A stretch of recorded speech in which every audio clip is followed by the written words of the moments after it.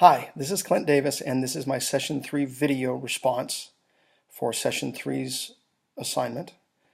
For this video, I am supposed to state any misconceptions that I had about the United States Constitution prior to coming into this class, and I also have to describe my understanding of the founding documents hierarchy using the pyramid visual aid in our textbook.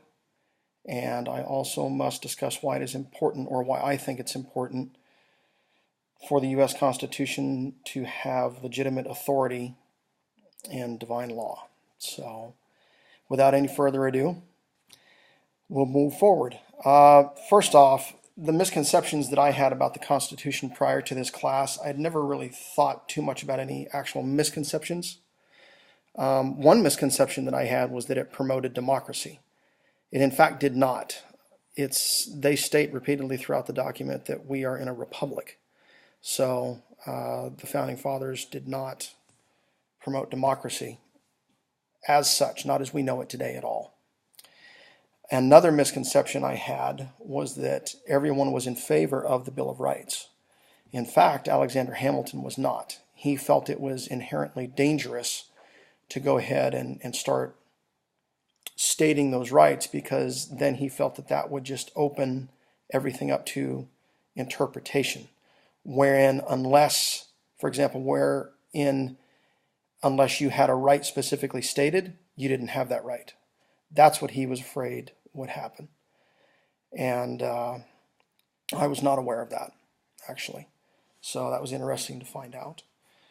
I did not know that most of the founders were lawyers. I knew some of them were, but I didn't know so many of them were, actually.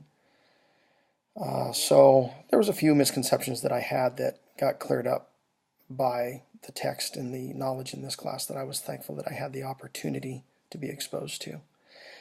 Next, I'm going to describe my understanding of the founding documents hierarchy using the pyramid.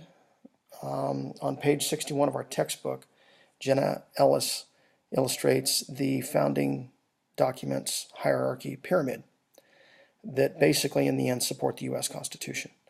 And at the bottom level is divine law, which is discoverable or natural laws that are discoverable by mankind or humankind. They are given to us by God, and as such they cannot be taken away by any human or any human machine, such as the government. That is what gives the authority for the foundation for the pyramid is divine law. Next, the next level of the pyramid is the Declaration of Independence. And this gives the Constitution its legitimacy. Having the Declaration of Independence there gives some credence to how the U.S. Constitution to its sole purpose.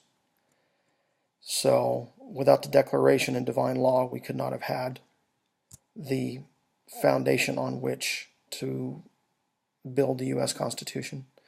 The next level is the Federalist Papers, which give the rationale for the Constitution, for the government, because at this point, the Founding Fathers were trying to piece together a new government.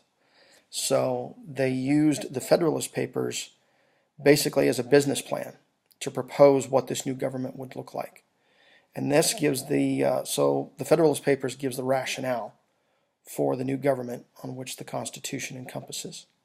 And then lastly, you have the U.S. Constitution, which is the supreme law of the land.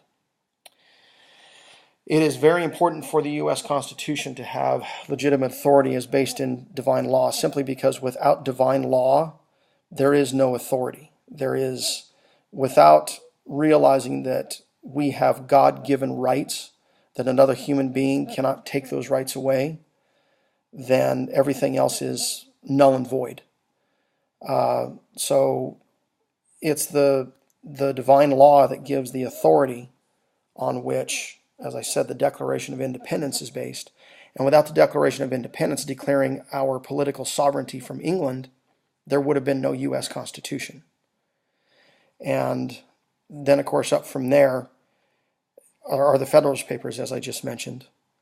And without the Federalist Papers to outline the new form of government, then there was no business plan for a government. And then, of course, finally, we have the U.S. Constitution. So basically, the divine law part of this, aspect of this, is the foundation on which everything else on which the Constitution is built depends. Without that divine law, we have no foundational basis for the Declaration of Independence, for the Federalist Papers, or for the U.S. Constitution. So the divine law part of this is very critical for all of it. And I think that's it. So thank you for taking the time to view this presentation, and God bless.